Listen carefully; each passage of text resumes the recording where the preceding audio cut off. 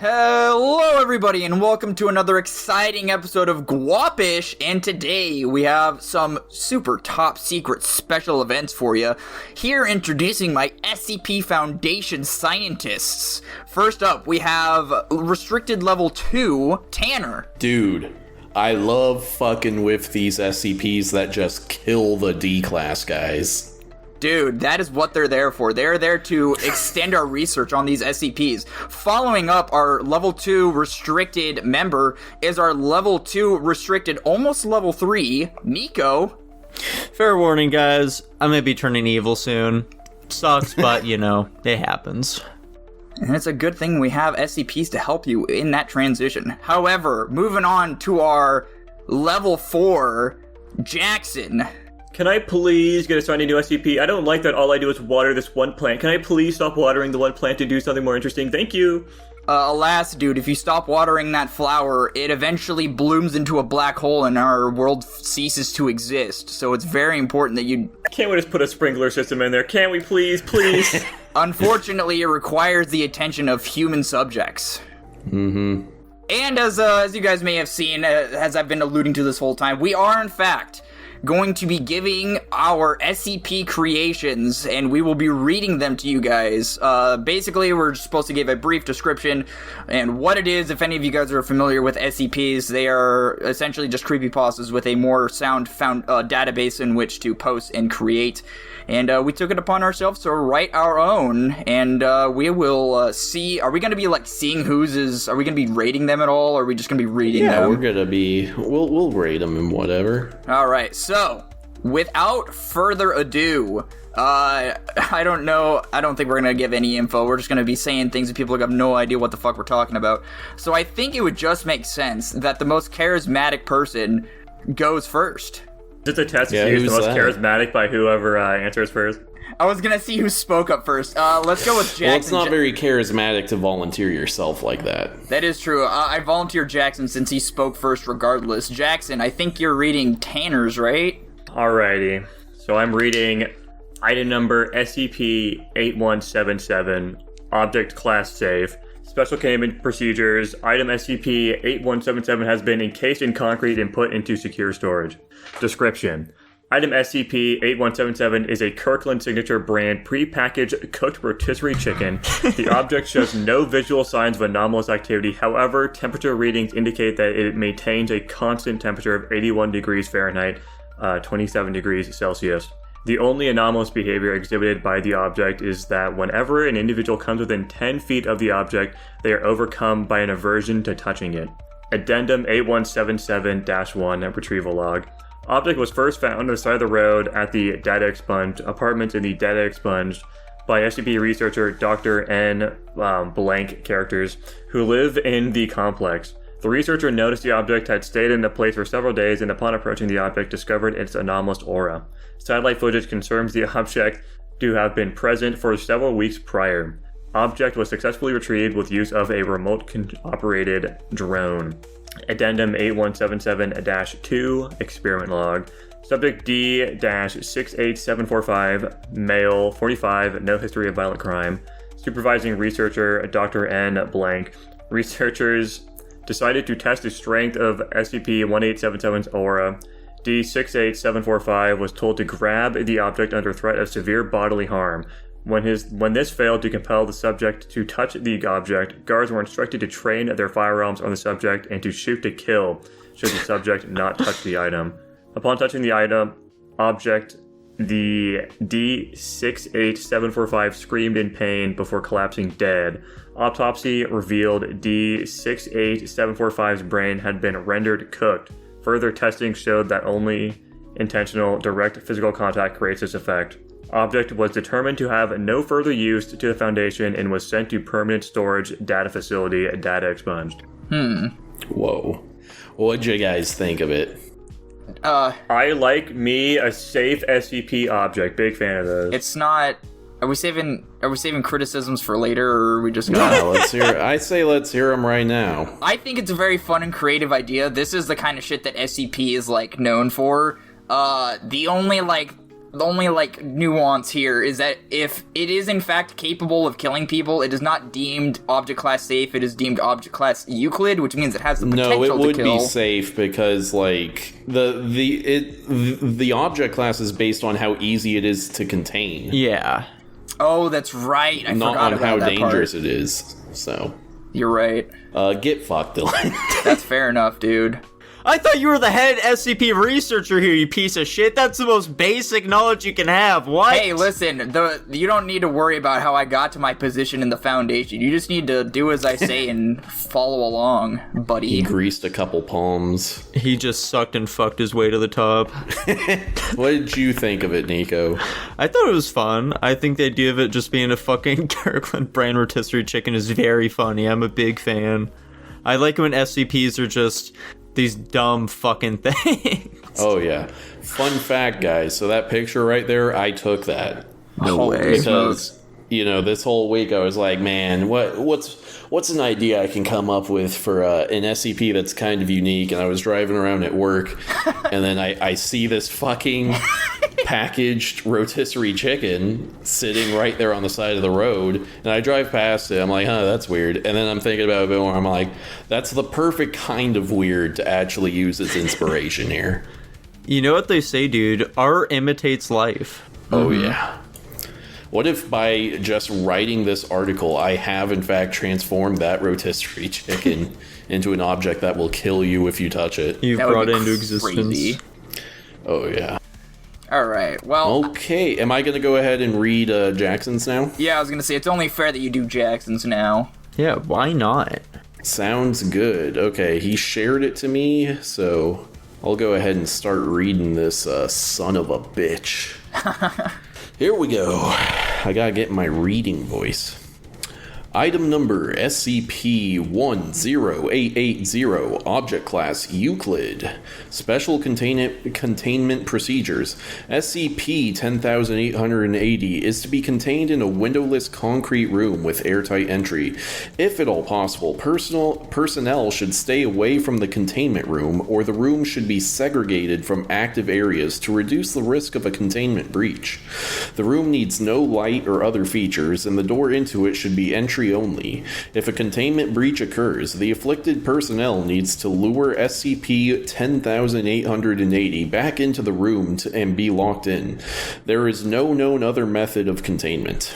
Description: SCP-10880 is described by the recorded afflicted as a large spider-like creature that appears in their peripheral vision every few minutes. Only one personnel has been noted to be afflicted at a time. It is unlikely it can stalk multiple simultaneously. SCP-10880 is invisible to all but the person it is currently afflicting, and the person it's stalking only sees it briefly every few minutes before it becomes invisible to them as well. SCP-10880 is known to cause increasing levels of hysteria the longer someone is inflicted by it. The longest recorded survival length of an afflicted D-Class personnel was 1 week. All afflicted test subjects have killed themselves within this time frame or beforehand. It is unknown what causes them to commit suicide. After 5 days, the afflicted stop communicating and will cause small amounts of self-harm to themselves until it escalates to death. There is no known way to prevent this outcome. SCP-10880 travels through non-Euclidean methods and can follow the afflicted personnel regardless of environment.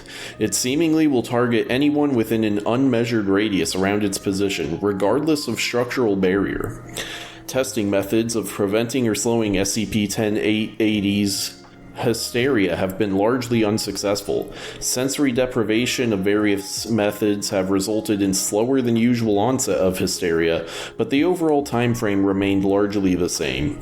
Attempts at harming SCP-10880 have also failed, given consistently inaccurate descriptions of the entity's location, as well as its true nature.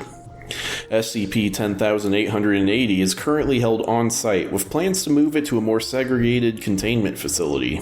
Addendum Number 1. Footage of a C-Class personnel was captured of them attempting to free SCP-10880 from its current cell. See document number 10880-1A. Addendum number 2. A transcribed interview with the personnel from incident recorded in document 10,880-1A has been noted in document 10,880-1B. Document 10,880-1A. Recorded footage of C-Class personnel attempting to force open locked door to SCP 10,880's current container. Document number 10,880-1B. Interview on date blank with interviewer blank and a C-Class personnel Andrea White. Hello, Miss White. I hope the holding facility you've been staying in hasn't been too uncomfortable. It's been confusing. I don't know why I was placed there to begin with. Do you have any recollection of your day on the blank? Anything stand out to you at all? No, it was a normal day. I did my usual tasks of checking on blank and then was taken to the holding facility without any warning. I can answer one. We have on recording on the blank you attempting to forcibly release entity 10,880 from its containment. You have no memory of this happening? Rest of interview blank per interviewer blank's discretion. Very descriptive. That was a very immersive SCP document for sure. Why doesn't someone just close their eyes, huh? Just keep your eyes closed at all times, then it can't fuck with you. I don't think they tried that with a sensory deprivation technique. I was gonna say, that clearly doesn't work. What if it tries haunting a blind person? Yeah. This reminds me of another SCP that I know. I can't remember the number off the top of my head, but it's in the safe designation because it also does the whole peripheral thing. It just doesn't kill you. So, very, very cool interpretation. And I like how this one's like only one entry, and it's like a physical threat, but also not there. It's very cool. Is this what that movie It Follows is about? Sure. Yeah, this is exactly what It Follows is about. This SCP is actually also an allegory for STDs. Do you guys remember me ever asking you a hypothetical that relates to this in some way? I do remember, yes. Kinda. I can't say. Yeah, the general idea I think has always been like, all right, so I give you like X amount of money, some large sum, but you'll always have some large spider in your peripheral vision that follows you and stalks you for the rest of your life. Yeah, I remember that. Anyway, very, very thorough documentation here by level 4 restricted Jackson. I expect nothing less. I guess, Nico, would you like me to go next and read yours, or would you like yours last? Yes, do it. Read it. All right. Item number, SCP-9417, Object Class, Safe. Special Containment Procedures. SCP-9417 is to be contained at Site 79, Containment Unit 14. The object must remain under standard low-threat containment protocols, including a 9x9 secure chamber with a minimum of 1 Level 2 clearance access point. Personnel are to avoid all physical interaction with SCP-9417's punching bag component. Where, in the event of accidental contact, involved personnel must immediately activate Contingency Protocol 9417-RUN, prioritizing self-isolation to prevent collateral casualties. Mobile Task Force Delta-9 is authorized to deploy lethal incapacitation measures to prevent exposed individuals from remaining in populated areas. Description: SCP-9417 is an anomalous arcade-style mutoscope punching bag strength tester, estimated to date from the early... Stop fucking posting things, I'm losing my I'm spot. sorry, I need to keep sending things in chunks. It's too long. Good lord, where was I? Estimated to date from the early to mid-20th century. No manufacturing labels or serial numbers are present, and the exterior sustained minimal wear despite apparent age. No internal mechanical components show anomalous properties under standard disassembly or X-ray imaging. SCP-9417 remains inert unless the punching bag component is struck with force exceeding approximately 50 newtons, equivalent to a light tap. Upon activation, an entity designated SCP-9417-1 will materialize directly in front of the subject who struck the punching bag. SCP-9417-1 appears as a human male, standing at approximately 5 foot 9 inches and weighing an estimated 140 pounds. The entity is very muscular, wears an orange jumpsuit, and has long black hair. Upon manifestation, SCP-9417-1 will enthusiastically greet the subject with the phrase, "Hey, it's me, redacted. You seem pretty strong. How about a quick sparring match?" SCP-9417-1 proceeds to engage the subject in combat, regardless of any verbal attempts at de-escalation or non-aggression. Within 3 to 7 seconds of appearing, the entity will deliver a single high-speed punch, resulting in the complete evisceration of the subject's body. Remains typically consist of blood mist and trace fragments of clothing or bone. Following termination, SCP-9417-1 will display what resembles a disappointed expression and dematerialize without further interaction. The method of disappearance is currently unknown, and high-speed camera footage reveals no transitional phase. It is present in one frame, absent the next. Addendum 9417-A, Testing Log. Test 01. Subject D-8932 instructed to lightly tap SCP-9417's bag. Result: SCP-9417-1 appeared and terminated D-8932. Incident resulted in the deaths of 2 nearby researchers who attempted to intervene before Containment Protocol 9417-Run was fully implemented. Test 4. Subject D-2201 instructed to strike SCP-9417's bag and attempt to fight the entity, but instead immediately assumed the fetal position. Result: SCP-9417-1 appeared, took a combat stance, then observed D-2201 sobbing uncontrollably curled on the ground and urinating. SCP-9417-1 appeared confused, muttered, "Huh, okay then," and vanished after approximately 15 seconds. Subject was unharmed. Test 7. Subject ballistics test using robotic arm and mounted firearm targeted SCP-9417-1 post-manifestation. Result: no effect. Bullets were incapable of harming the entity. Entity ignored the robotic setup and targeted nearest human, observer behind glass, after being shot. Observer deceased. Test 21. Subject to determine whether SCP-9417-1 can overcome stacked anomalous enhancements intended to render the subject invincible. Procedure: D-Class Subject D-4983 was temporarily augmented using multiple SCP-derived enhancements, approved under Emergency Cross-Test Protocol 9-A. These included temporary invulnerability serum synthesized from SCP-427, spatial displacement shielding borrowed from SCP Redacted, prevents physical interaction via pocket dimension phasing, reality anchoring bracelets, Type 7 Axiom Verge model, a single-use temporal reset failsafe, prototype from temporal division, reset time to 10 seconds prior to death, psychological conditioning to prevent fear or fetal position response, noted avoidance tactic. D-4983 was instructed to strike SCP-9417 in an attempt to engage SCP-9417-1 in combat. Result: SCP-9417-1 appeared and said, "Hey, it's me, Redacted. You seem pretty strong. How about a quick sparring match?" Combat summary: approximately 3.2 seconds total. SCP-9417-1 delivered a punch to D-4983. The spatial shielding failed before impact. No signs of malfunction. Appeared to simply choose not to work. The invulnerability serum caused D-4983's body to remain technically intact, but the force of the punch displaced all internal organs into configurations, creating what attending staff described as meat origami. Reality anchors overloaded and permanently fused into the surrounding floor. The temporal reset device activated but immediately looped back into the moment of impact. This loop occurred 5 times in rapid succession, after which the device crumpled in on itself. D-4983 expired mid-loop. Cause of death listed as existential destabilization. Post-test analysis. Energy output of the punch was estimated at 74 petajoules, roughly equivalent to a 15 megaton nuclear detonation. However, no damage occurred to SCP-9417 or the surrounding chamber outside of the subject and equipment. Test note from researcher: it bypassed phase-shifting armor, ignored reality anchors, broke time, and rewrote biology, and still said it was just sparring. We are never letting it get serious. Addendum 9417-B. General notes.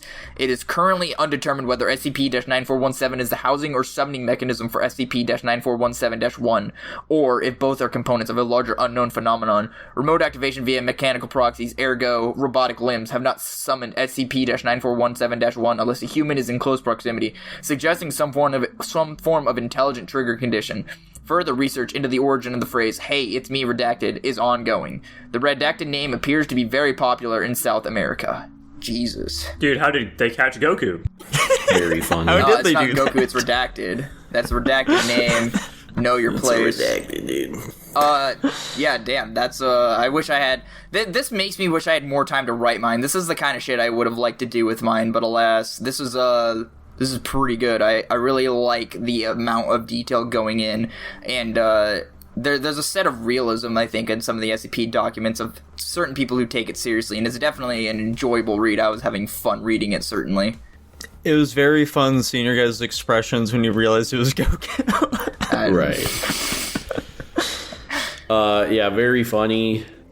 I think that's the bulk of my thought. Very funny. Yeah. I don't know. There's obviously a lot of room for just doing whatever you want. Obviously, the way I wrote mine is they test it once and they're like, well, okay. But you're like, nah, they keep trying for some quite ungodly frankly, reason. That's what the SCP Foundation's about, man. They keep testing it so they can learn more and figure out what things are about. They're trying to stress test it. They want to know its limits. Mm-hmm. It's just me just wish I had more actual, like, testing logs of mine, because I didn't give myself enough time to do it.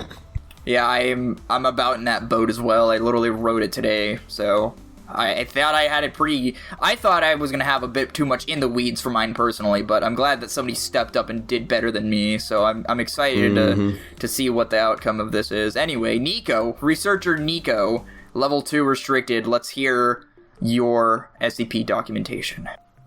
SCP-2253, The Birthday's Cake. Level 2 restricted. Containment class, esoteric. Secondary class, Euclid? Is that how you pronounce it? Yeah. Okay. Distribution class, Kennick. Risk class, danger.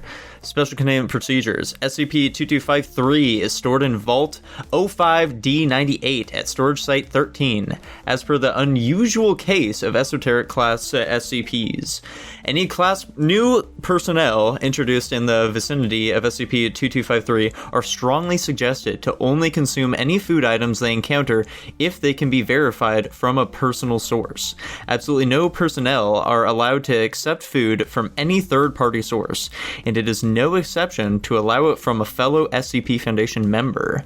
The risk and danger level associated with SCP-2253 vary wildly given the environment it's confined to, but given the nature of the anomaly, it is of utmost priority to keep tabs on SCP-2253 until more can be learned. Description: SCP-2253 is an everyday-looking birthday cake. However, that is where the similarities stop. The quote-unquote birthday cake, as it is famously referred to, is made of unknown material and ingredients, and the cake itself appears to be caught in a quantum phase shift.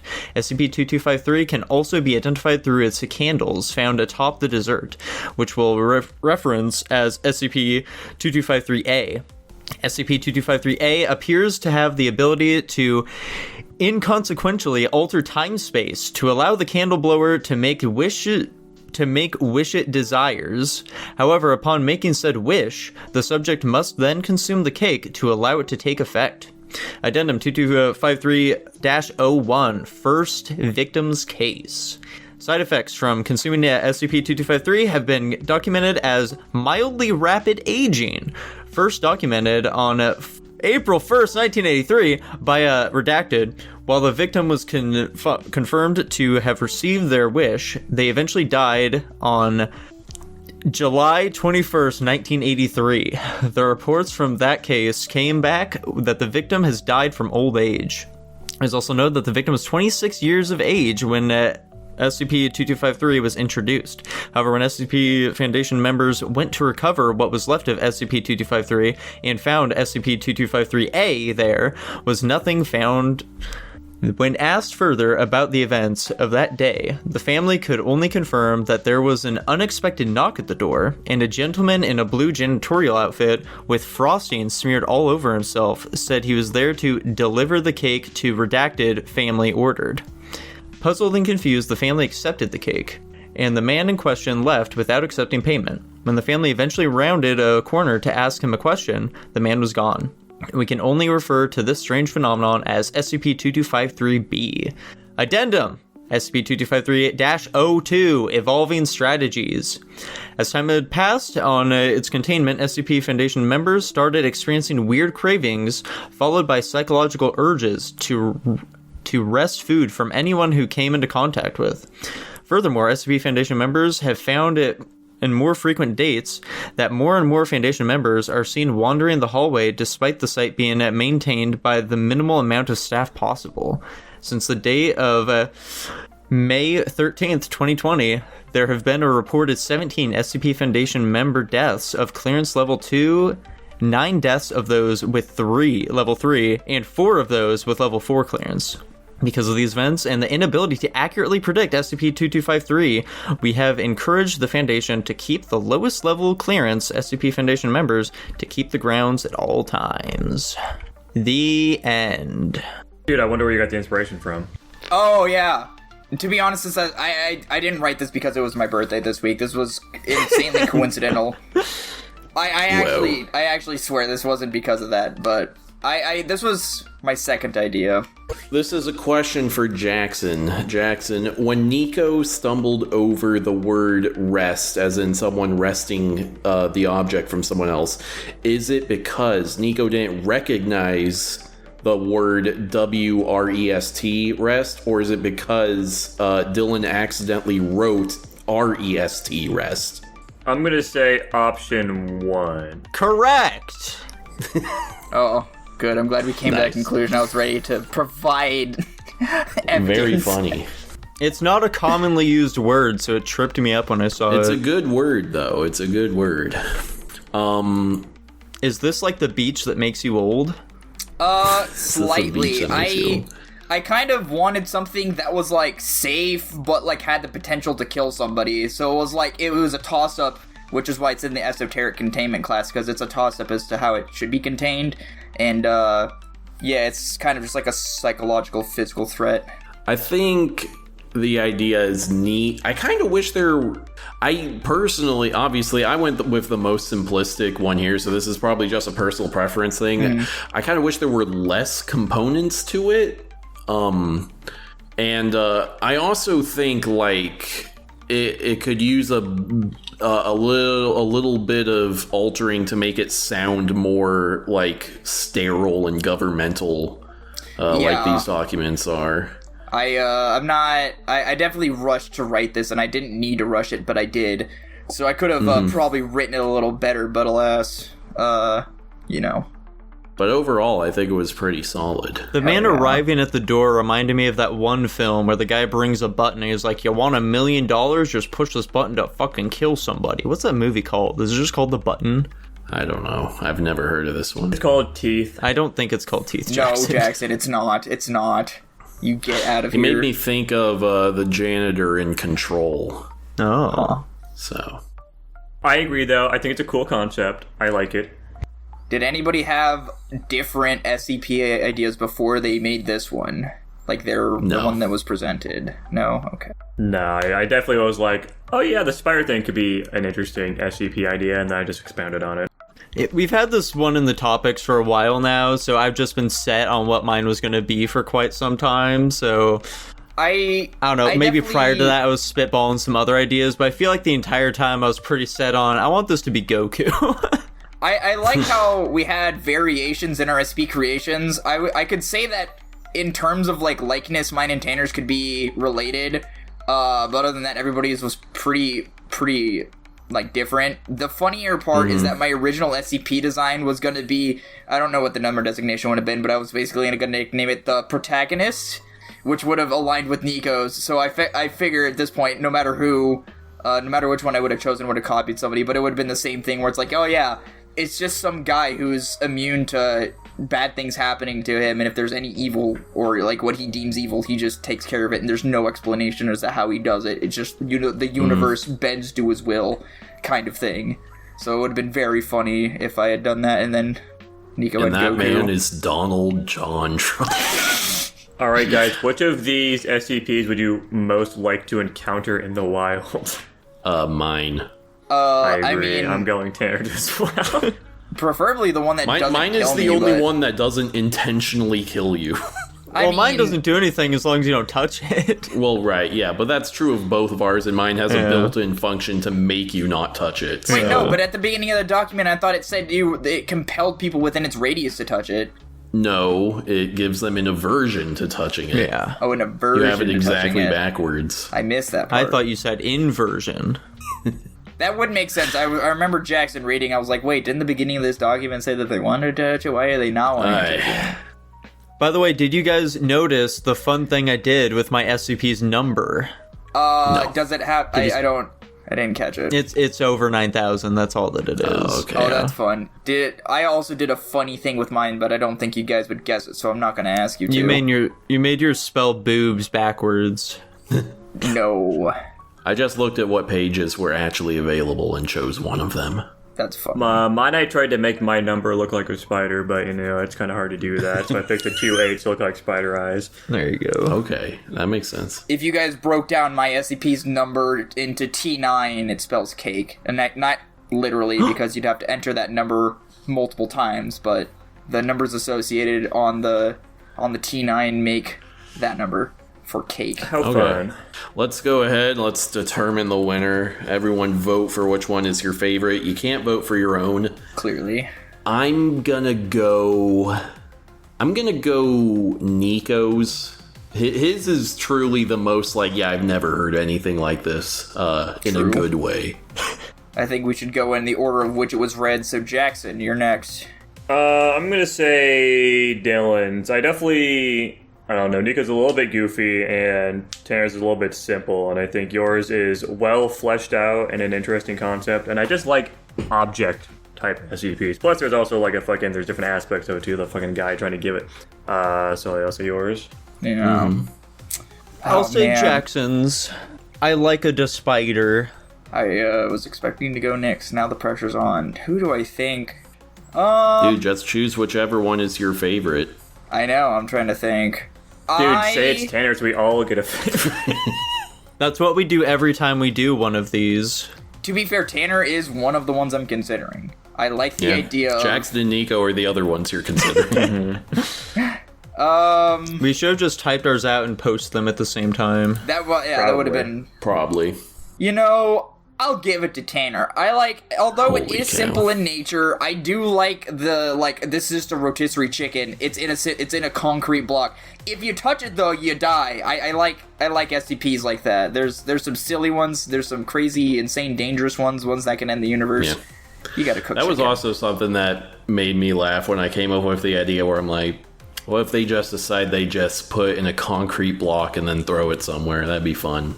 I'm surprised none of us went with a Keter class and ultimate world ending. I'm glad we all kept ourselves pretty reserved in low scale SCPs. It's quite surprising.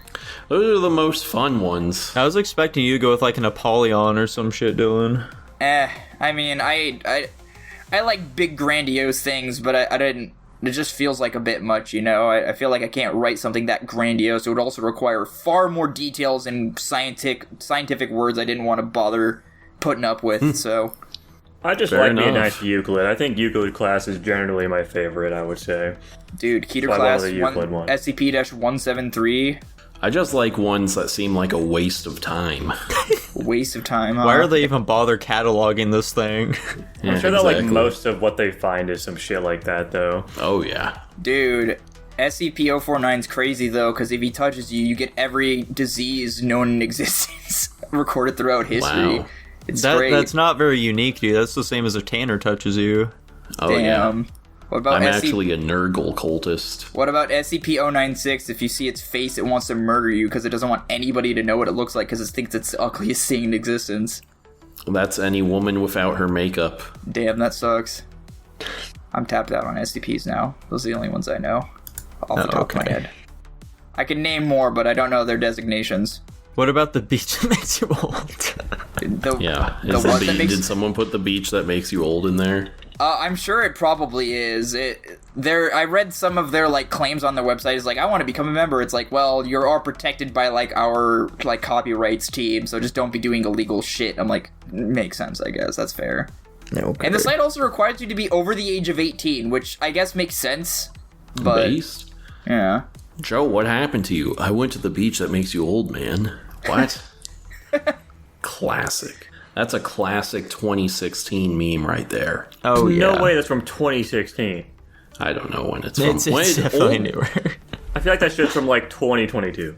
No, I think old came out in 2017. I guess they could have really doubled down on the humor of even referencing that movie by making it way after that, but it came out much more recently than that, Tanner, because you had talked about when you saw the movie on the podcast.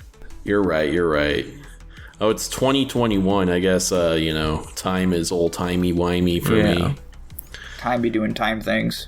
Can't wait till we watch that piece of shit. Dude, I am terrified of what that movie is going to do to my psyche. I'd be shocked if it does much. I don't deal with the passages of time very well, as you guys will come to find out. It's just constantly screaming. Yeah. I can feel myself getting older! Anyway, Happy birthday, by the way, Dylan! Yay! We have a delicious cake that we don't know where it came from for you. Dude, perfect. Give that shit over to me. I'll take it right here, right now. Dude, speaking of birthdays... I can't wait. Guapish at the movies! Guapish at the movies! I like you, but I'm angry with you for some reason. Tower at the end of the Come sit on me! Jackson, what did we watch this week, dude?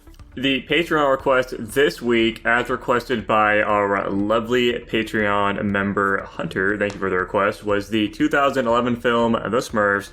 And if you also want to get your movie requested and watched by us, go to guapish.com/Patreon or patreon.com/Guapish for $1 a month. Get your movie in the queue and we'll watch it at some point.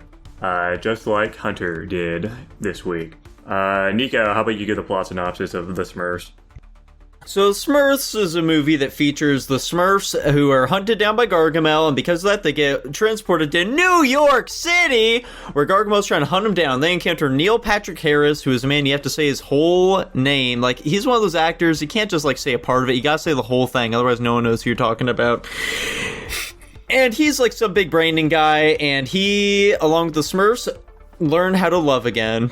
Dude, I decided to double check. This movie did, in fact, come out 4 years after Enchanted.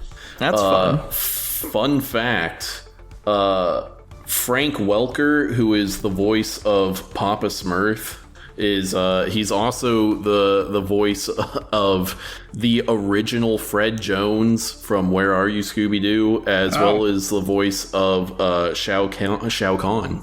That's fun. In the Mortal Kombat. Wait, he's not Papa Smurf. He's the fucking cat. I see. That's a better fun fact than I thought the one you were giving. Damn, yeah. I thought it was funny that they had to give a cat a voice actor and they couldn't just use average cat noises. I was just gonna... He also has 900 voice acting credits. He's fucking crazy. Funny! Dylan, what'd you rank this movie? Good lord. Yeah, I gave this movie a B-. Dude, I'm sitting at a flat C. I'll do you one better, Tanner. I'm going C-. I'm also at C-. Whoa. So, a lot of my rank is probably just because, I went in expecting it to be just complete shit. And I was I walked away going okay, it wasn't terrible. It wasn't the worst thing I've ever seen. It definitely feels like one of those, the most average movies that I've ever seen. Let's see, what do I have for positive and negatives here? Positive, I like the Smurfs. I think the Smurfs are a little funny. I like that they make me think of they're kind of good gremlins. Where, they're still causing chaos, but they're not doing it out of malice. They're just kind of retarded, Personally, I'm of the mindset that they should have killed Clumsy. I don't know why they keep him around. They should murder him. He does nothing but cause trouble for them. I'm sure there's another one that causes trouble, dude. Don't even worry about it. Kill him too, then. There's Trouble Smurf. Yeah. He makes trouble. This is Criminal Smurf. He robs us. My biggest negative is the frequent cringe humor. Yeah. There's a that good Rock deal Band of sequence is the worst thing I've ever seen in my fucking life. Dude, you didn't like when they busted it down when they were singing their song, but now to fucking Guitar Hero? It was so concerning because it was the weirdest morph of Guitar Hero and Rock Band, and I don't know why I'm nitpicking that, but also just nothing in that scene made sense at all. Did you guys like how fuckable they made Smurfette? They really wanted you to be lustful for her in this film. To be quite honest, I had no physical attraction to that character. What's fucked up to me is in the beginning of the movie, they mention that they're 3 apples high, and I mean, I guess they could be using incredibly small apples, but these guys are not 3 apples high. No, very much not the case. They're like 1 apple high. Exactly, yeah. I thought a cute little fun fact in the movie was like, oh, there's an author of this book that writes about the Smurfs, and they're called whatever the fuck their actual mythological name is. And Yeah, I the think, Smurfenfuggins. Yeah. I was watching this movie with Jackson. I was like, wouldn't it be funny if that name is actually the name of the guy who had originally wrote the Smurfs, like, I don't know if it's comic or whatever. So I looked it up, and it in fact was the guy who made the Smurfs. Well, yeah, obviously. I thought it'd Why be would they cool just choose? Why would they choose a random name of some Listen, guy? dude, I don't know. I just thought it'd be cool to, like, see that. I don't give me some credence. Yeah, I agree. I think it's cool that they reference their their comic strip origins. Or, yeah, I guess However, that's fucking stupid, because then it shows you throughout that whole sequence, like, oh yeah, Smurfs are also still, like, a property here in the real world that people know about, but for whatever reason, in their travels, nobody knows who the fuck these things are. Yeah.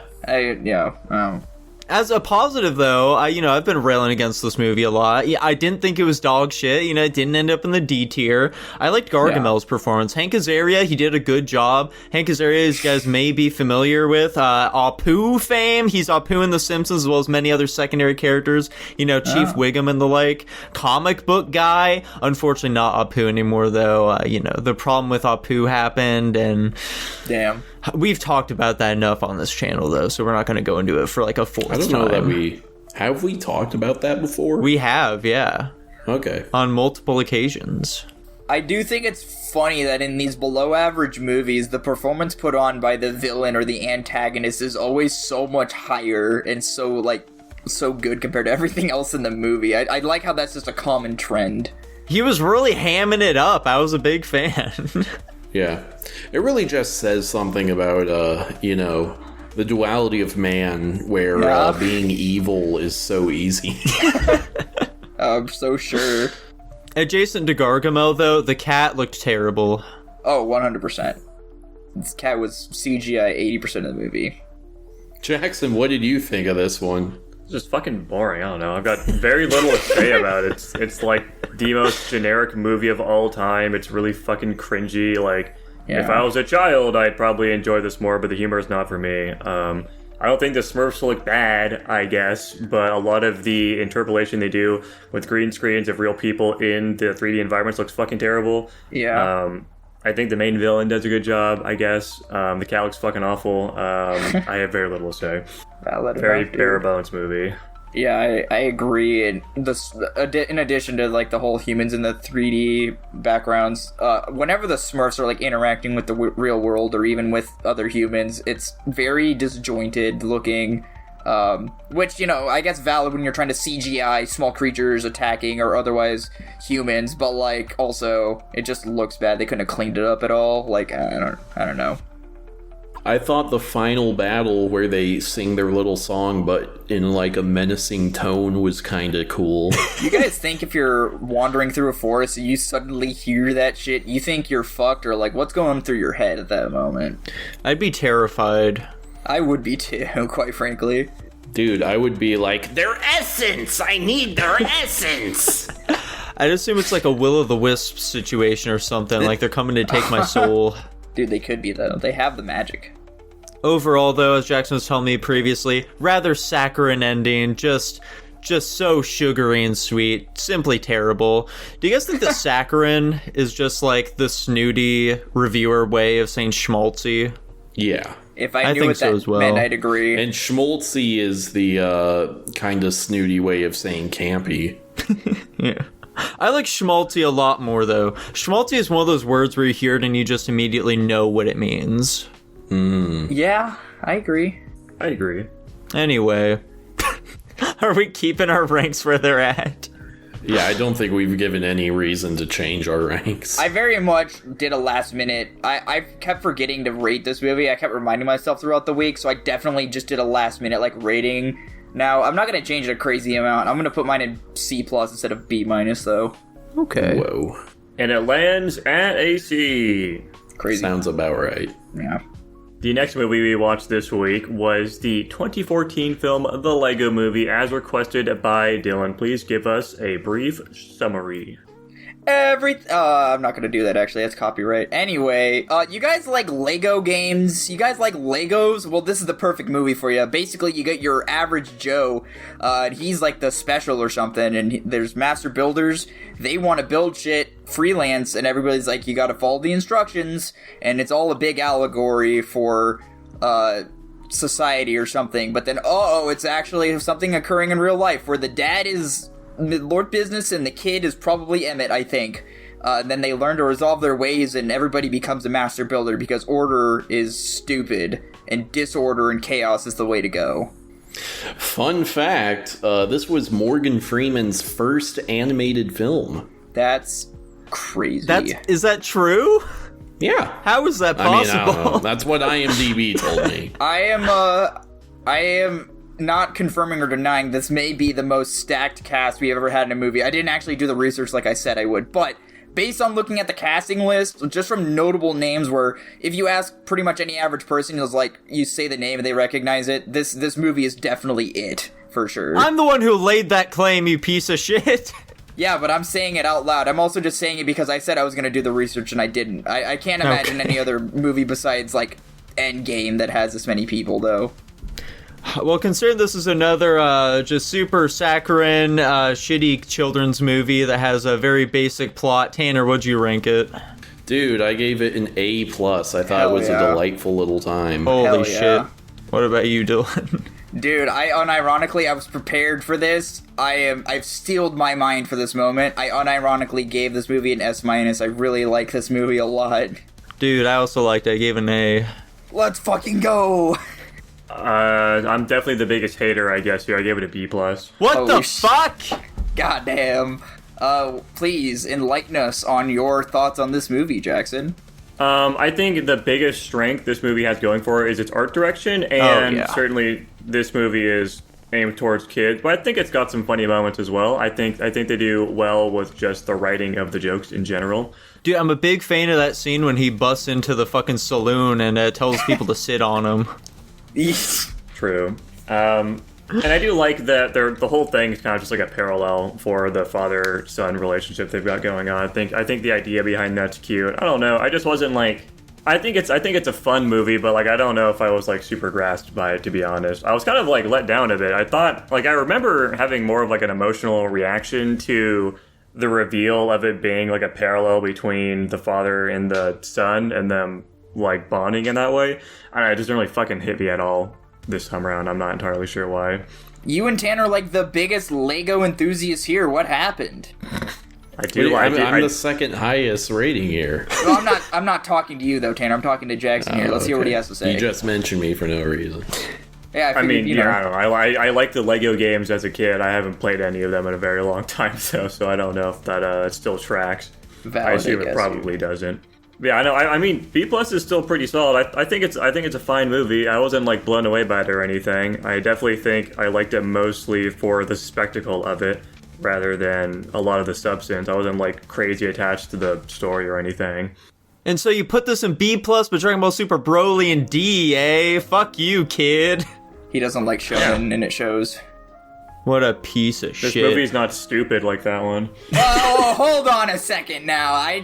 I'll take B+ in your explanation for this movie. Now, I'm not gonna let you shit talk Super Broly. Come on. I've shit talked Broly so many times. You finally crossed the line. I can't believe it. Finally. Yeah. My big positives, I agree, the visuals. It's a visually stunning movie. Dude, they're so fucking good. Did you see that Lego water physics? That shit was insane. That looks so good. Yeah. Oh, yeah. I think it's funny, even as an adult. I like the message because unlike what Nico? I don't know, unlike what whoever said, unlike what Dylan said, I don't think the message actually is like chaos and no order. I think it was much more balanced than that. I was mostly making a joke. It was more about, like, expressing yourself, not being like a sort of North Korean police state like the beginning of the film. Right. Yeah, but also, I think it was kind of saying that there's, like, a place for both, like, being very creative and being, more organized, we'll say, because that's how, Emmett saves the day, by convincing everyone, hey, stop being individuals, we need to work together. And, Emmett being the hero of the story, even though he is this very conventional guy or whatever. So I like the message there. My biggest negative, and I don't even know, I'm not super solid on this one. It's just kind of a gut feeling. I think Batman is maybe a bit overplayed in this movie. That's shocking coming from you. He got his own movie out of this, dude. True. I just wish they kind of focus on our main character a bit more and didn't use Batman as much, because they really had him like quipping all the time when he's around, and they use him as like the comic relief character. Is it because you don't like Batman not being taken seriously? Yeah, is that what it is? That's exactly it. I hate Batman. No, I just feel like it also because it's like a licensed character or whatever. I'm like, I kind of would rather this movie be more focused on like the original characters, I mean, quite frankly, they're all licensed characters, but that's not true. Okay. You don't know what I mean by that word, so what you're saying is incorrect. Okay. I agree with Tanner, though. I didn't like it when Star Wars showed up in this movie. Frankly, that was the biggest thing holding it back from an A+. Interesting. Funny. Dude, they got the original Lando Calrissian to do the voice of it. They did, I saw that. So fucking old. Oh my gosh. Yeah, I mean, the whole Batman thing with me didn't bother me. That, unfortunately, is an aspect of Batman I fully accept. Which, isn't, knowing, like, how he is in the DC comics isn't true of him at all.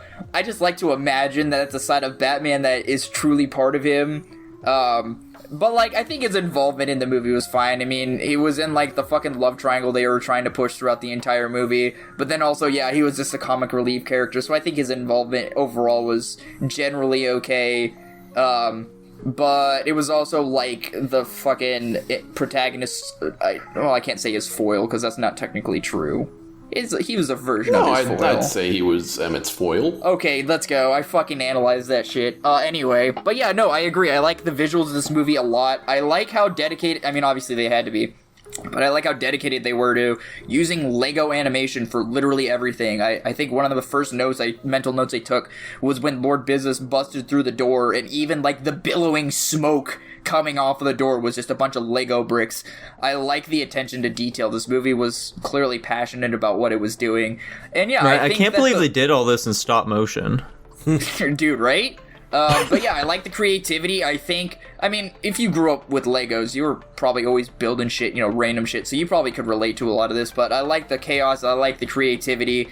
I just liked the voice acting and the plot they set up, and I like how not serious this movie took itself. Like, it was trying to push a serious message, and Tanner alluded to it, so I'm not going to reiterate it. I agree with, the message and what Tanner was saying. But I also just like, at the same time, they were able to keep that non-serious, like, tone throughout the entire movie, because then that allowed them to make the dumb jokes and, like, things that happen. And, it's just Lego things happening, because that's what we expect from... I don't know if we can say Lego is a genre, necessarily, but I kind of just put it in its own genre.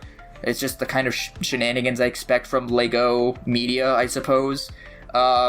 But yeah, I like the emotions at the end of it. I thought that the connection with the parallel, like, reality universe was very cool. I like the little silly names they had, where it's, like, obviously, like, the X-Acto knife, it's, like, the knife of... Exact Zero. The Exact Zero knife, like, that kind of shit. I thought that was very silly and pretty on the nose, and it's just, like, it's just nods to, real life, and they made it fun and silly. I really like this movie, clearly. Yeah, I thought it was great. As everyone's been talking about, animation, obviously fantastic. Here's a little controversial statement nowadays. I think Chris Pratt did a good job as Emmett. I think he gave a good performance in this film. People may talk shit on him with Mario. I think in the Lego movie, he did just fine. I was a fan. I agree. I don't know that they even really talked shit about him with Mario all that much. I think most people were like, yeah, I guess he did fine. I think it's mostly just miscast. Yeah. Yeah, I think it was more of, like, you have an American white guy playing the role of an Italian plumber, which was kind of off-putting, but, American whatever. white plumber. an American. They an wanted American the white other comer. American white man who's been voicing him for 30 years. True. Yeah. There's all the childish humor in this movie that some of it I wasn't a huge fan of, but like others, I think it had a lot of charm, you know, like the police alligators underneath the bridge. That was very silly.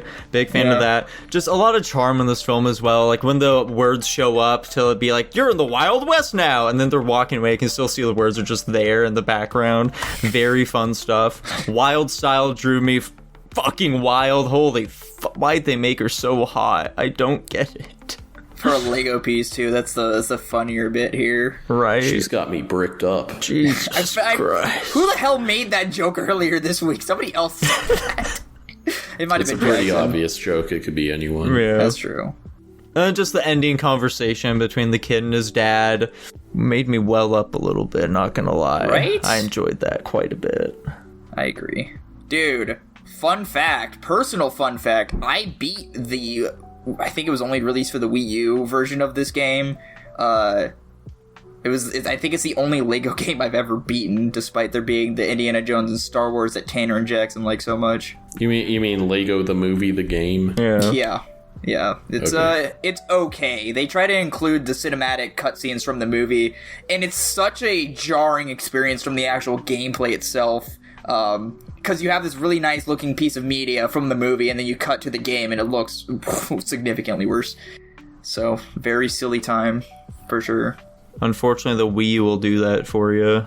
True. Also, BoJack Horseman voiced Batman in this movie. It's pretty fun. True.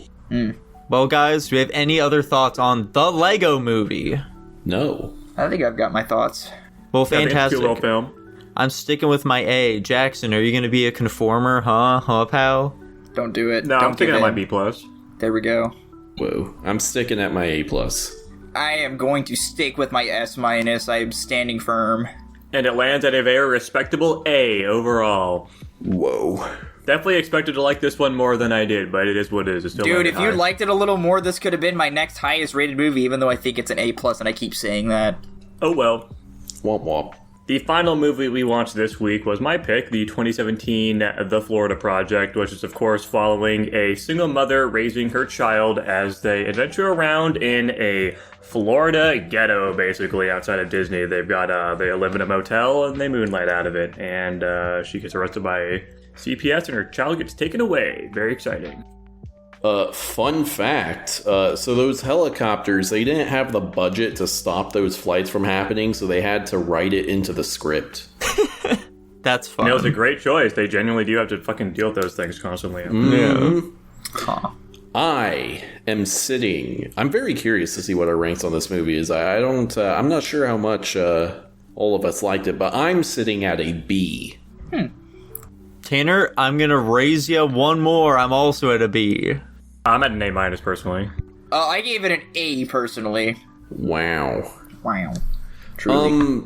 So I guess let me just start. I've heard a lot of good things about this film. I like it. I have the same problem I have with a lot of films like this, where I wish there was more directionality in the plot. I wish there was a bit more of a concrete story happening here, because I do feel like most of the runtime it's just watching stuff happen, and there is some like, oh, we're building up things, but mostly it's unrelated. Like, it's not this bad, but I'll use the phrase poverty porn, where Yeah. you're just watching like, man, isn't this fucked up how fucking broke this bitch is? And it's like, yeah, I guess that's fucked up.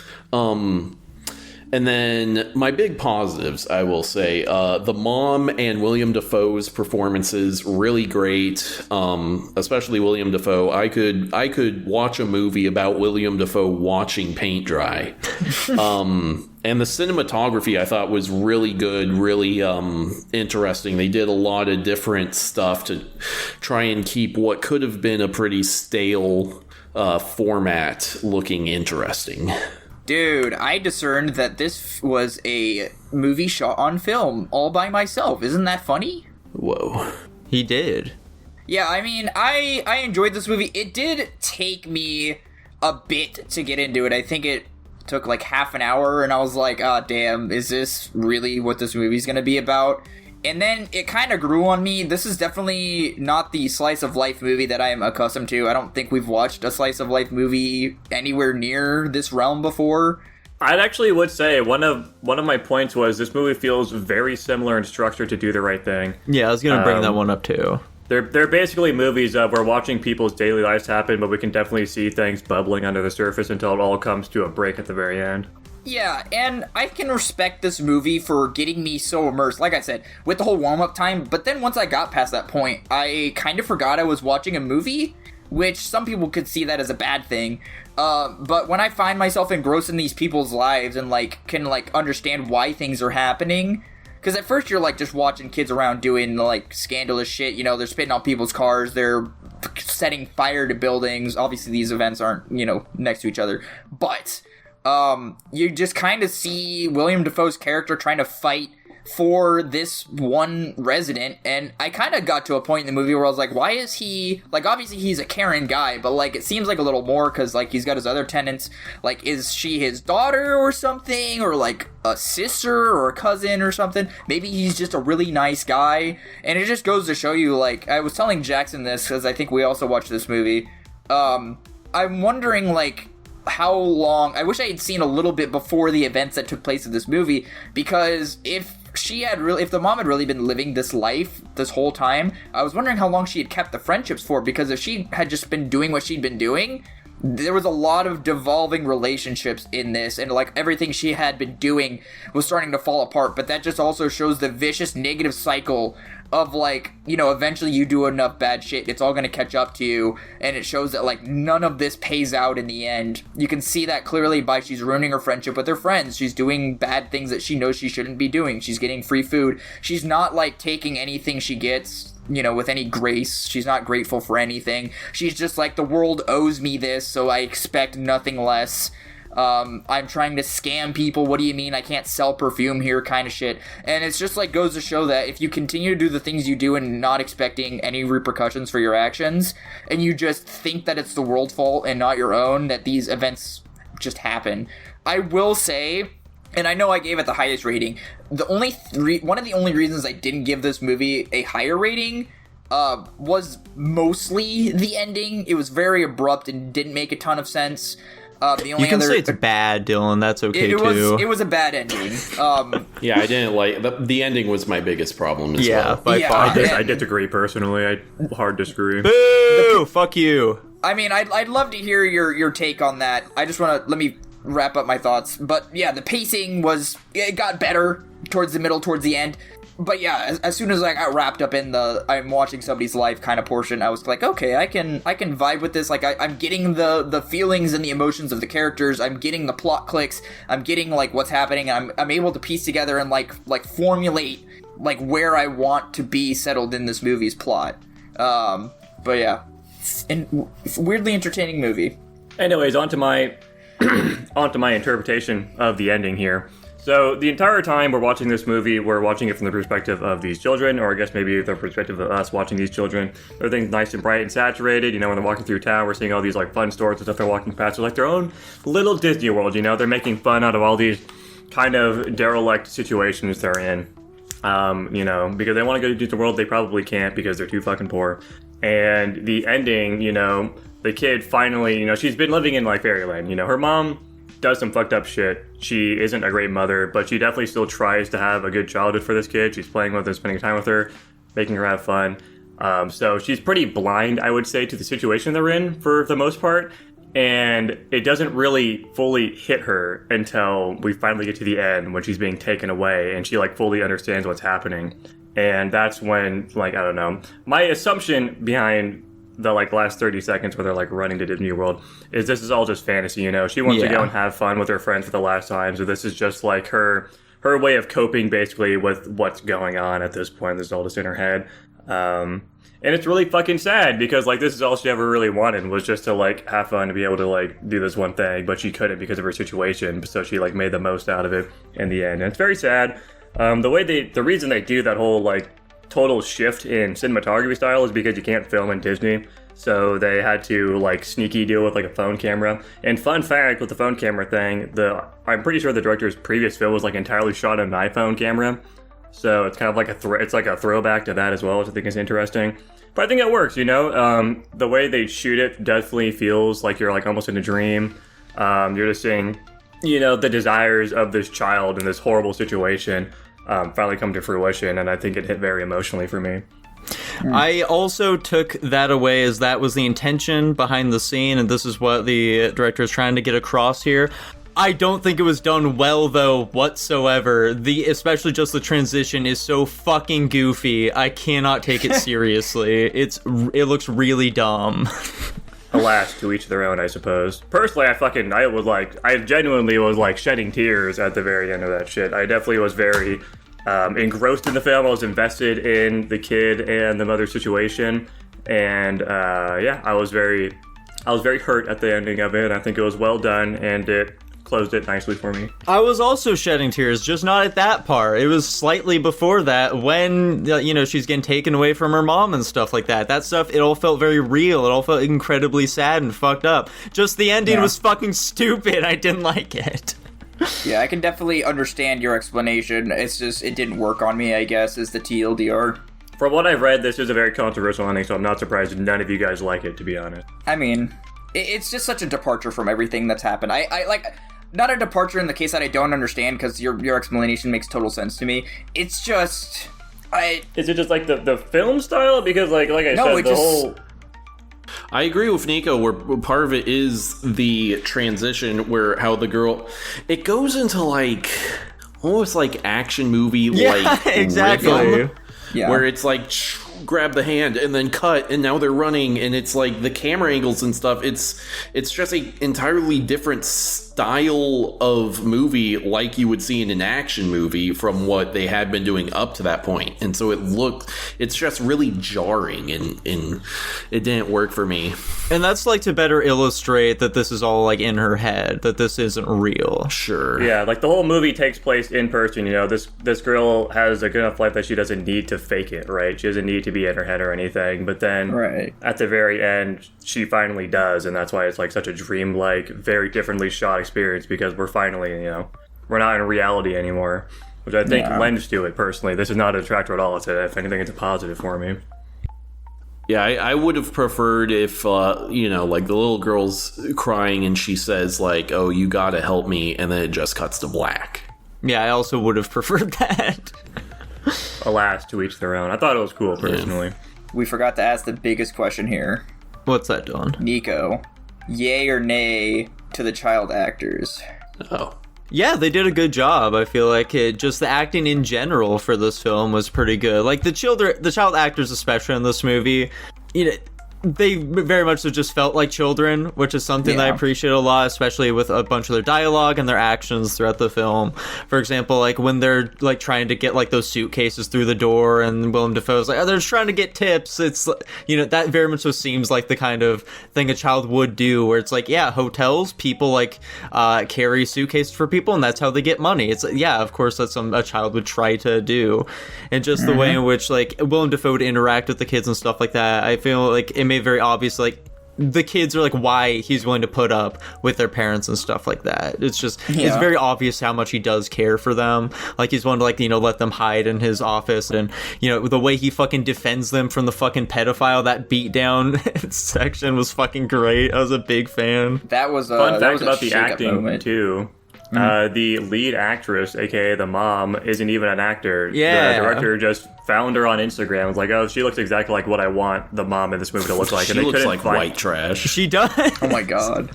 And they couldn't find anybody to fill that slot for the mom, so they're like, why not just reach out to that actress? So they did. We successfully found the only skinny woman in Florida. Yeah, she just like also just like talks like that. The way she talks in the movie is just like how she talks. So like she was very in character, and it worked very well. She did a really solid job. Like I agree with Nico. I think the acting in this movie is incredible. It feels very true to life, and I think that's a big reason why this movie worked for me. Like Dylan was saying, it's a very engrossing movie. It's very immersive. It feels really just like you're watching some people live their life, and I like these types of things. I definitely think that's also its biggest detractor for me, is that It definitely has issues with pacing at times because you are just watching somebody's life, and there isn't not having like a big through line definitely hurts it a little bit. But at a point, you definitely do get pretty invested if you're interested in the relationships with these people, like I did, and it becomes more of a non-issue. But the first like half of the movie was definitely a little like, where is this going? And until I finally started, getting into it. But yeah, no, it's a solid movie if you're able to get immersed into it, but I could definitely see it not landing very well if you're like, okay, I don't really care that much. Yeah, it absolutely did take a while to get into, and also since it kind of dragged in places, that hampered it a bit as well. And I guess like drawing parallels, like Do the Right Thing, I also just liked the characters in that film a lot more. I found it much more enjoyable to see the stuff that was going on with all of them kooky little cast. Whereas for this film, I just fucking hated the mom so much. I despise that woman, especially like the fucking, when they were filming during the swimsuit photo scene, I was just filled with dread. I was terrified of where this film was about to go. Luckily, it did not take the turn I was expecting, but still. In that regard, Thankfully, however, I don't think you're supposed to like the mom. Yeah, She's no, I don't supposed to think be a you are very either. nuanced character.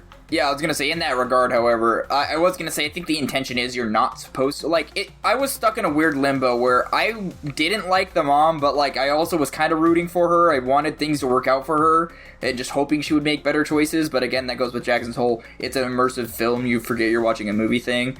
There were two moments that caught me off guard in this movie. One was, in fact, the pedophile scene. I was 50-50 on that one. I was, like, on the fence. I was like, oh, maybe this is a guy with, like, fucking dementia or some shit, because he's definitely got that part down. But then William Dafoe picked up on it immediately, and just, like, from his, like, behavior towards that guy, it's, like, immediately, and it goes along with what Tanner says. I don't know what he calls it, but I'll just try to reference it as best I can, where you don't have to hold the audience through that. Like, you can pick up on the vibes that William Dafoe's character is giving off. You know immediately what's happening in that scenario, in case the whole old man with children wasn't, obviously apparent there. The other moment that caught me off guard was, in fact, the whole, like, swimsuit photography scene, where, in my head at the moment, it was more so along the lines like, oh, this mom's just trying to have fun with their kid.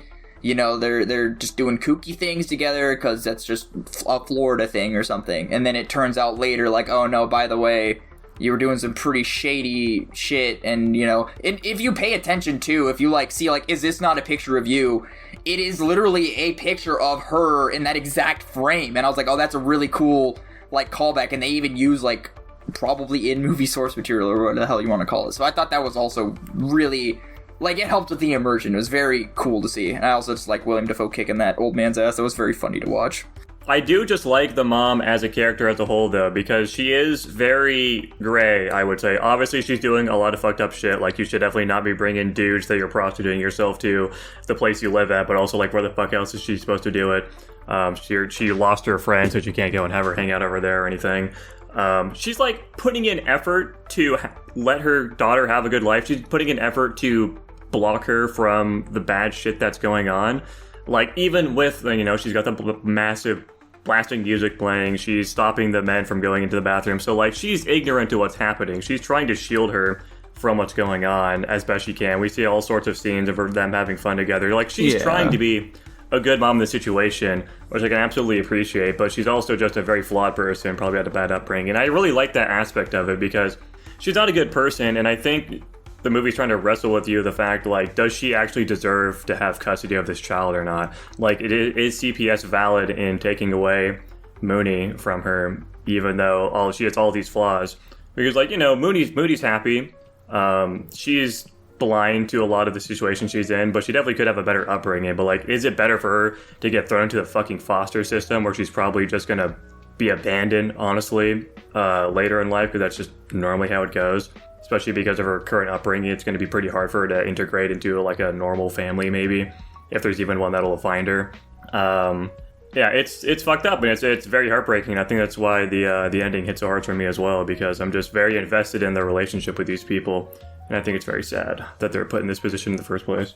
Yeah. I will push back a little bit, because I don't think that she is a good mom, or like necessarily, it doesn't even seem like she's trying to be. I think it is obvious that she does love her daughter. Like, we do see those scenes of like them playing in the rain and stuff like that together, but like, she doesn't discipline her child whatsoever. It doesn't really seem like she is trying to be that sort of motherly figure. More so, it's kind of like a sibling dynamic more than anything. True. Really. When I say good mom, I'm not saying like she's trying to like good mom. You know, you can be a doesn't hit her. you can be a good mom in various contexts. I mean, she's giving her like she's a happy kid that's having fun doing these things. That's the big thing, you know. Yeah. Yeah, but she is having fun by like spitting on people's cars and like being a nuisance. Yeah. And that's why it's all nuanced, man. That's why it's all nuanced. That's not nuance. It's being a bad mom. I don't know. I kind of agree with Jackson My here. kid just likes stabbing cats. What's so wrong with that? Let her have fun. It's like at a certain point you need to put your foot down, though. I think this is a whole you're doing the best with what you have kind of scenarios. It kind of goes back to what Jackson was saying. She's not doing her best. She can be a better mom. I'm kind of going back to what... You know who the mom is as a character. I think she could be doing a lot worse is generally what I'm trying to say. Okay, yeah, she's not like stabbing her with heroin needles. Like Jackson was saying earlier, we don't know the upbringing of the mom. Like, she could have had, like, worse conditions, and, you know, maybe her parents weren't, like, trying at all to earn money in any... In her mind, if I'm gonna get meta with this, in her mind, she's like, my parents didn't try at all to earn money in any way possible so we could do things for me as a kid. So in my mind, I'm gonna do everything that I can to make money. So, because, like, there was a point where they got a big cash hit, and she, like, obviously through illicit dealings, but that's the entirety of the movie. But they got a big cash hit, and the first thing she does is goes to the store and buys her daughter whatever she wants. Like, and that's why I agree with Jackson. She's being a good mom, but it's her perspective of what a good mom is. It's entirely perspective based. She was doing in that moment what she thought was best for her kid, and so to her, that is what being a good mom is. Whether good is intentionally, like, to the public's eye or not is speculative. But, like, in that moment, she's just trying to provide her best version of life for her daughter that she can. I got a quick question for the audience, and by the audience, I mean you guys. I don't actually care what our audience has to say. Base? Of course. Did the reveal that they are, like, right there outside of Disney World hit you in the way that the movie wanted it to? Or would you, like me, prefer if that was more explicitly shown, like, throughout the movie? It definitely caught me off guard. I think maybe having hinting shots of it in the background, or, like, maybe, like, kids be like, oh, you see that place over there? My mom says it's really fun, but we've never gone before. Maybe something like that. Nothing, like, super, like, you know, involved. But, yeah, it definitely was out of place when it was like, oh, by the way, Disney World! I mean, I just knew it was there going into the movie, so... well. Wait, how did you know? I just looked up things about the movie prior to picking it. Jackson also explained that part to me going into the movie, so I just knew it was there. Interesting.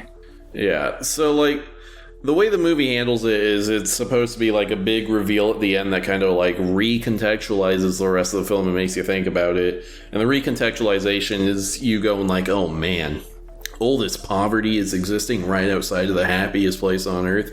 And I think that would work better if you're actually aware of that as the movie's happening instead of at the very end. Yeah, personally, I couldn't care less. I think the fact they're outside of Disney doesn't really change anything, to be honest, outside of just maybe giving the kids more of a goal of what they'd want to do and, like, place that onto their current situation, but I don't think it really matters that much in the end. At least to me. Yeah, it didn't really matter for me either. Oddly enough, I think if you gave this movie, like, a goal for, like, you know where this is going to end up because they keep alluding to Disney World, I think that would ultimately ruin the whole, the movie as a whole, because, like I said, it's a whole immersive experience, slice of life, and if we're, like, we know that their goal is to get to Disney World. I don't know how, I can't explain why, but I feel like if we're, like, always reminded that their goal is Disney World, it kind of would ruin the experience for me, personally. I mean, I'm just saying they hint at Disney World. I'm not saying the characters are like, we gotta go to Disney World sometime. Yeah. My only dream, the only dream I've got in the whole wide world as an 8-year-old girl is to go to Disneyland. Mom, when can we go to Disney World? I want to see Mickey, and I want to get trafficked by the pedophiles that operate in the tunnels underneath Disney World. I was about to make a comment I would have sorely regretted. Anyway. Dylan was trafficked under those tunnels. Anyway. Do we have any other thoughts on the movie? I think this was a very solid movie. I think it was very engaging. I think it has some interesting cinematography and production aspects. I think it was very well acted. I like the approach of diegetic music. I think it's just a very solid movie overall, and I was very entertained. And yet you're only given an A-. Yeah. Well, it wasn't that good. You know, it did all those things. It didn't do them all very well, though. A- is still a pretty solid fucking rank, guys. Let's not get it twisted here. I think I'm stick with my B, personally. I think it's an interesting film. I don't know if I'd go as far as to say it was one I particularly enjoyed, though. Okay.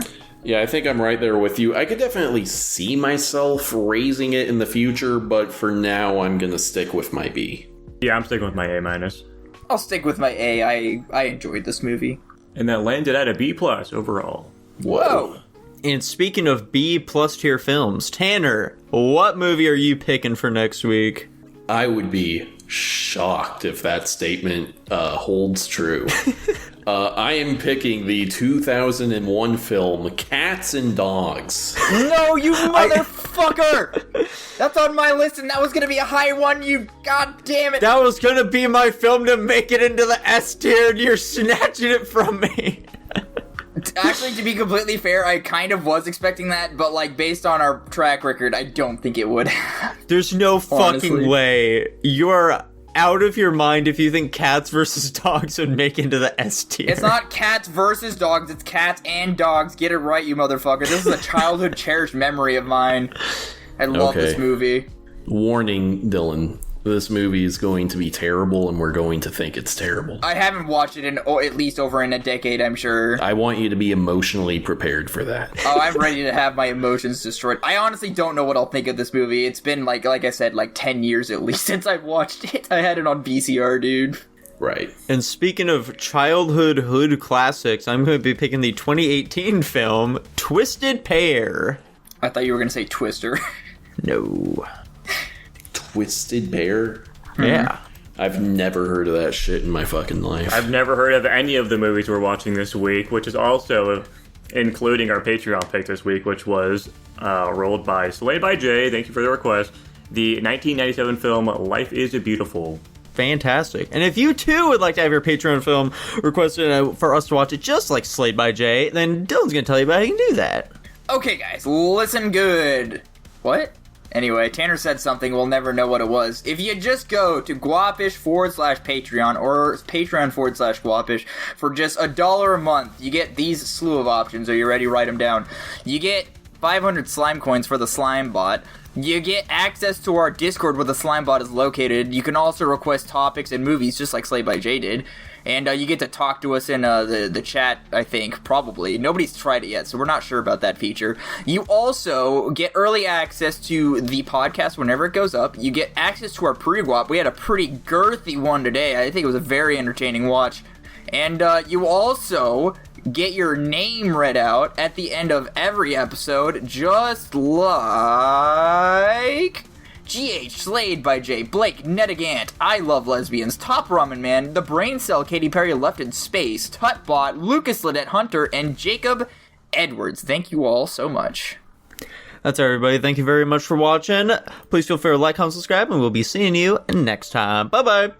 Later. Bye.